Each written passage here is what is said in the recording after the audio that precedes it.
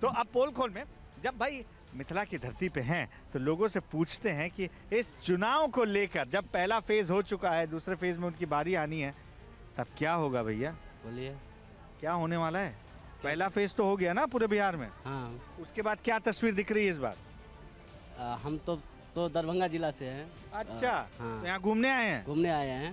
मिथिला हाट है मजेदार जगह। मजेदार जगह है। अकेले आए हैं? नहीं 4 आदमी आए, 4 आदमी आए हैं। अच्छा। हाँ, दरभंगा जिला से आए हैं। और किसी को छुपा के तो नहीं लाए हो? नहीं छुपा के नहीं लाए, 4 आदमी घूमने के लिए आए हैं। हाँ। तो क्या लग रहा है दरभंगा में जो हुआ उसका वोटिंग परसेंटेज इस बार गिरा बढ़ा? नहीं गिरा है, बढ़ा है। कुछ परसेंट बढ़ा है। बढ़ा है। तो पहले से ना कुछ परसेंट हम लोग तो फर्स्ट टाइम ही आए वोट डालने के लिए। फर्स्ट टाइम आए? कहाँ से आए? दिल्ली से आए हैं। अरे क्या बात है यार, देखिए ये वो वोटर हैं जिनका मुद्दा पूरे चुनाव में उठा इस बार। हाँ उठा है, इसलिए फर्स्ट टाइम आए हम लोग। चलो इस बार वोट डालते हैं, नहीं तो पहले तो हम लोग। क्या लग रहा है इस बार जो ये मुद्दा उठा विजिटर्स का या बाहर जाने पलायन का? हाँ, ये प्लान वाला मुद्दा जो है इसके लिए हम लोग ये असर दिख रहा है इसका? बहुत असर। झंझारपुर पे एक बार बात करते हैं क्योंकि नीतीश मिश्रा यहाँ से रहे और एक बार फिर से पहले तो ये हुआ कि आरजेडी सीपीआई ये सीट महागठबंधन में बहुत ज़्यादा रही। इस बार सीट को लेके क्लियरेंस जो है वो लास्ट मोमेंट पे ही इसमें हुआ था। तो फायदा किसको?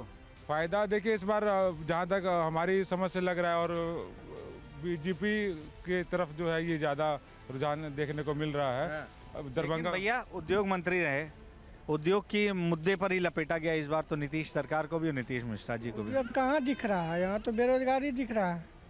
तो दूर करेंगे ना, बिहार पकड़ चुका रफ्तार। 20 साल में कहाँ दूर हुआ भाई? सिर्फ रोड पर चलने से नहीं होगा, 5 किलो अनाज से नहीं ना पेट चलेगा। रोजगार चाहिए। कौन दे सकता है? कौन देख सकता है? अगली सरकार को देखेंगे। अगली कौन सी होगी? तेजस्वी। देश में अगर एक ही सरकार हो जाए तो उसका अपोजिशन में तो कोई उस हिसाब का होगा नहीं। फिर बेहतर चुनने का विकल्प होना चाहिए ना। बेहतर कौन? यही तो सवाल। बेहतर ये है आरजेडी है बेहतर। अरे जंगल राज याद दिलाते हैं वो। कैसे जंगल राज आप कह सकते हो? कैसे कह सकते हो आप ये बताओ? आप पूछ रहे हो ना मेरे से। आप सर कहाँ से? हम तो सकरी से हैं। बिहार से ही ना? ये सकरी तो पाई झंझारपुर के बाजू में। तो क्या जंगल राज था या ऐसी हवाई हो गया? पहले था लालू जी के सीजन में था, जब सब फैक्ट्री को बंद कर दिए। जी लालू जी बंद किए। हमारे बगल में चीनी मिल सकरी में वो बंद कर दिए, लोहट मिल बंद कर दिए। तो नीतीश जी चालू काहे नहीं करवाए? इतने कमजोर मुख्यमंत्री हैं क्या? वही ना, आप लोग हम चालू करवाएंगे ना। हम लोग सरकार बनेगी तो अब चालू करवाइएगा। 20 साल तो बीत गया। आपने किसने यस जोर से बोला था? आपने? मैं बोली थी। हाँ, किस लिए बताओ? इसलिए गरीब का पैसा लूट कर गरीब को ही दिया जा रहा है। ये कौन सी सरकार की नीति हुई? हम लोगों से लूटा जा रहा है फिर दिया जा रहा है, मूर्ख बनाया जा रहा है। गरीबों की कौन सोच रहा है? आरजेडी सोच रहे हैं, तेजस्वी यादव सोच रहे हैं। पक्का? हाँ। तेजस्वी यादव में हमेशा कहते हैं ना पुत्र में पिता की झलक होती है, तेजस्वी में पिता की झलक है? जरूरी नहीं है, जो जिसका पिता जैसा होता है पुत्र वैसा ही हो। ये अम्मा बोले। हाँ, हर घर के एक आदमी को अगर चुन ले, पूरा परिवार को नौकरी कहाँ से देंगे वो बताइए? पूरा देश में आदमी एक। वो तो कह रहे हैं 17 महीने में जैसे दिए थे वैसे ही देंगे। जैसे नीतीश बाबू आपको 10,000 10,000 रुपए दिए। अभी तक जो है सो रोड सड़क बिजली, जब तक बिना बिजली का फैक्ट्री तो नहीं चल सकता है। तो वही सब सुधारने में लगे थे अभी तक नीतीश कुमार जी। अब आगे फैक्ट्री लगाएंगे।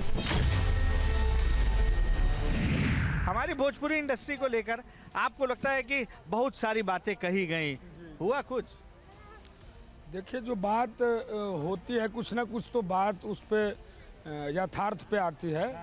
और रहा बात जो भोजपुरी में जो अश्लीलता के लेकर के मुद्दा, ये मुद्दा है। कोई निरहुआ होते हैं तो वो घेरते हैं खेसारी को।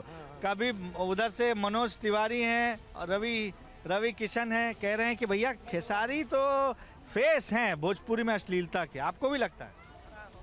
देखिए एक बात तो है, खेसारी भाई ने जितना गाना गाए हैं उसमें अक्सर जितना हिट सॉन्ग है उसमें ज़्यादा अश्लीलता नहीं कहनी चाहिए, लेकिन ठेठ भाषा में कुछ उघार पुघार जरूर किए हैं जो बेहतर हो सके। लेकिन मैं चाहूँगा आप मुझे सुनाइए, हमारे जो दर्शक हैं जो बिहार के बाहर से भी हैं उनको भी तो पता लगे भोजपुरी कितनी मीठी और कितनी शालीन है। देखिए हम तो वैसे मैथिली में बेहतर गाते हैं, लोगों ने ऐसा माना है। और हम एक गाना भोजपुरी में जो प्रभु परदेसी जी गोपालगंज के थे, वो हमारा आवाज़ सुन के हमको गाना भेजे और हम वो गाना गाए। कौन सा गाना एक बार सुनाइए। जब मैया के राजा दशरथ जी से राम वनवास के लिए वरदान ले रही हैं। ओह, ये बहुत करुणा वाला सॉन्ग है ये। मांग लो वरदान ऐसन, अरे पागल कैलू मतिया, बतिया बूझत नहीं खो के तोहार मर ले बमतिया, अरे बतिया बूझत नहीं खे। देखिए मतलब राजपाट भी ले लो, सब कुछ ले लो, लेकिन ये वरदान मत मांगो जो मेरा राम हमसे दूर चला जाए। ये थी त्रेता युग की बात। लेकिन अभी क्या है, राजपाट के लिए तो सारा द्वंद छिड़ा हुआ है। आप कहाँ से आई हैं? हम लदनिया से आए हैं, जयनगर तक। यहीं जयनगर से है। तो इस बार जैसे आप जैसी महिलाएं क्या सोचकर नया बिहार चुन रही हैं? इस बार तो हम लोग जन स्वराज को चुन रहे हैं सर। अरे वाह, जन स्वराज के बहुत ये समर्थक मिल रहे हैं। जी जी, हम लोग का क्योंकि अभी बाहर का जो है प्लान, कोई फेस्टिवल होता है, छठ पूजा में आने के लिए बहुत तकलीफ होता है, इसके लिए इस बार ये आवाज़ उठाया है। बताना चाहते, देखिए भैया, पहले बिहार में 15 साल जो जंगल राज था, उस जंगल राज में पूरा हर जगह खड्डा ही खड्डा था, जिसको भरने का काम नहीं। अभी जो वर्तमान सरकार है नीतीश कुमार जी और डबल इंजन की सरकार हमारे मोदी जी द्वारा किया गया बिहार को। लेकिन एक सवाल, अरे इतना 15 साल आप गड्ढा ही भरते रहेंगे क्या? नया गड्ढा हो जा रहा है सर मैं बता रहा हूँ, जहाँ पे आपको कुछ नहीं था, जहाँ पे किसी भी गांव में आप जाते, आपको कहीं पे सही से चलने का एक आर की तरह रोड था। अभी आप किसी भी गांव में चले जाइए, गली गली में घर घर में रास्ता बना दिया गया है। लेकिन जहाँ बिजली घर घर में पहुँचाया गया। आपका शुभ नाम? मेरा शुभ नाम गणेश कुमार झा हुआ। झा जी, एक बात बताइएगा, मतलब जहाँ रोड तो बना दिया गया, पुल कहाँ बना? जहाँ नदी है पुल बह गया। अभी 22 किलोमीटर का पुल, सबसे बड़ा पुल बिहार में बन रहा है, जो कि कोसी नदी में बन रहा है। और जो आदमी अभी इधर से सुपौल सहरसा जाने में जिसको 5 घंटा लगता था, अभी 1.5 घंटा में इधर से सुपौल सहरसा पहुंचेगा आदमी।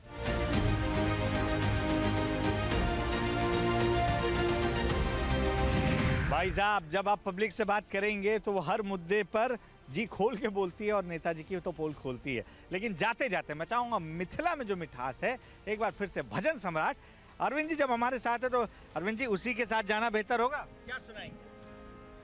देखिए, हमारे मिथिला में 2 पद्धति की गायन बराबर मानते हैं मिथिलावासी, जिसमें एक राम भगवान जिनका विवाह गीत ये तो विश्व विदित है, और दूसरा मेरे शंकर भोला बाबा जिनका मैथिली पद्धति से ही उनको विवाह में गाली दिया जाता है। उनको भी बहुत हास्य परिहास हुआ है। अरे भाई, ये तो मिथिला की खासियत है। एक प्रेमी जी हमारे सहरसा निवासी, उनका रचना बहुत ही प्यारा रचना। जब हमारे बाबा बाराती लेके आए हैं तो सखिया लोग सब भाग रही हैं। हाँ, सखी सब गेली पराय, बर देखी बसहा सबरिया। बसहा से आए हैं बाबा। सखी सब गेली पराय, बर देखी बसहा सबरिया। कारी केहन छै गेदाय, इतना दुल्हाकारी लग रहे हैं। कारी केहन छै गेदाय, लागे जेना भादव अन्हरिया। बहुत बहुत धन्यवाद हमसे जुड़ने के लिए भी, और ये मिठास हमारे दर्शकों तक पहुंचाने के लिए भी। आज की खास पेशकश में अभी के लिए इतना ही। आपसे फिर किसी चुनावी माहौल में, किसी नई जगह पर, नए लोगों के साथ होगी मुलाकात। आप बने रहिए TV9 भारतवर्ष के साथ।